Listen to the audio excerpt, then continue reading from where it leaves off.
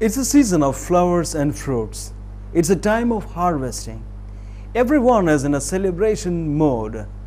We at News Analysis wish you a happy Onam. And it's a time of fasting also, a time of religious, spiritual cleansing. We wish you a happy Ramzan also. Once again, welcome to News Analysis.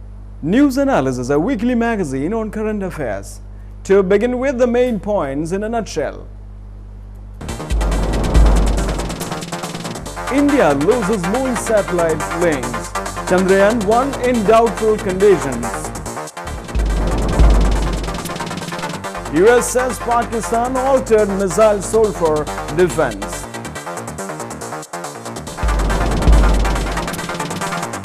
Pakistan blast kills 12 cadets.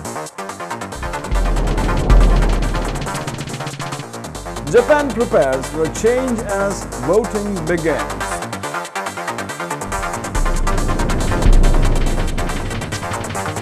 Korea to resume family reunions.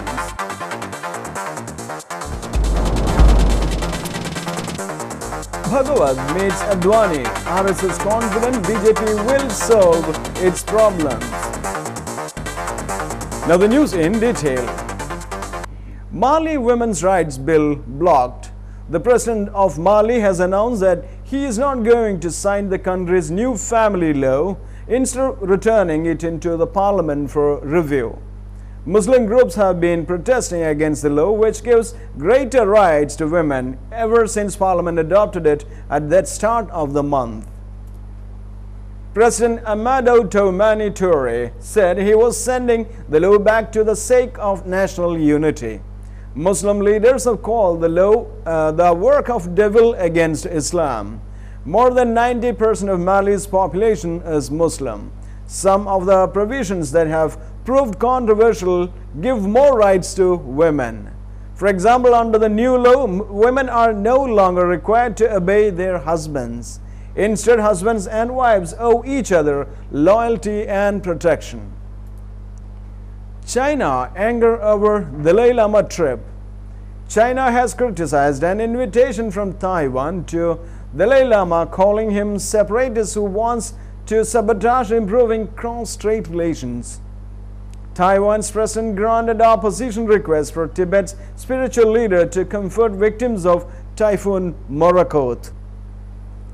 But in a statement, RSS leader Madan Das Devi, who accompanied Bhagawat to the breakfast meeting at LK Advani's residence, told reporters after the discussions. Miss Universe of this year declared. 22-year-old Stefania Fernandez, Miss Venezuela, is declared as the Miss Universe. Venezuela is getting this recognition for the second time consecutively. Miss Kasava is the second runner-up. India's Ekta Chowdhury was out from the ring in the initial rounds itself. Now from the state of Kerala. It is the eve of Onam. Patterns made with flower petals and leaves marks this celebration.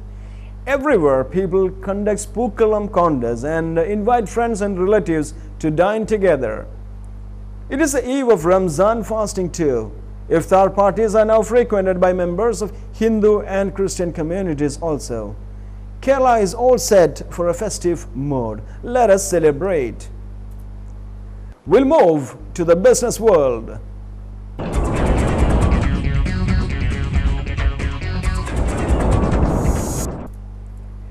Despite slump, Hong Kong real estate remains strong.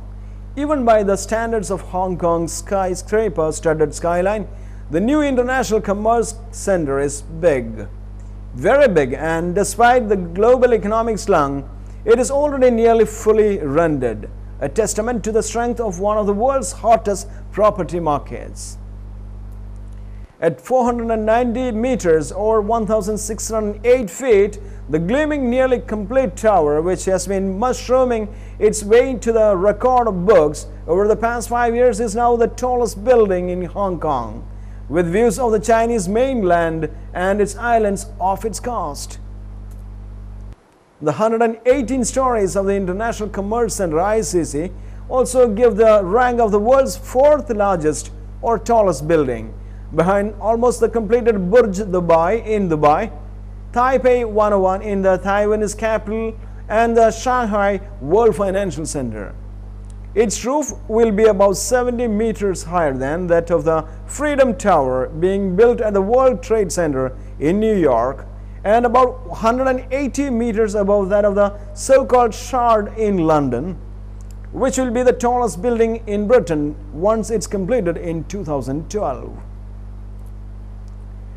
China signs deal to sell iPhones. Mobile operator China Unicom has signed a deal with Apple to launch popular iPhone into the world's largest mobile phone market. The phones are expected to go on sale in China later this year. State-owned Unicom would be the first Chinese company to formally support the iPhone, although many unlocked iPhones are already in use in China. China has more than 600 million mobile phone accounts, and a deal to introduce the iPhone has been long awaited. Welcome to the world of science. Space Shuttle lifts off for International Space Station (ISS). NASA has launched the US Shuttle Discovery for a mission to the International Space Station (ISS) with 7 astronauts on board. It lifted off the Kennedy Space Center in Florida at 23:59 EDT or 0359 Greenwich Mean Time Saturday.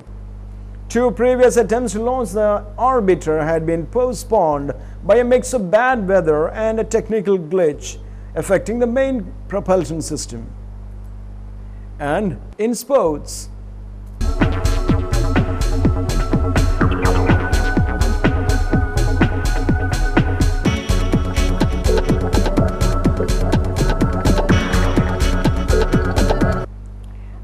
defeat ends Robson's US Open bid.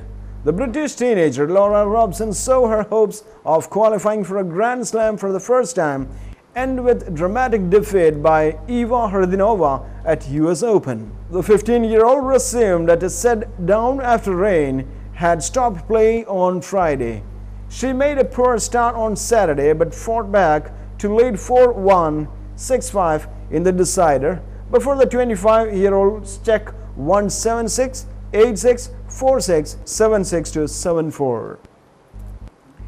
Now the news headlines once again before we close this day's news analysis.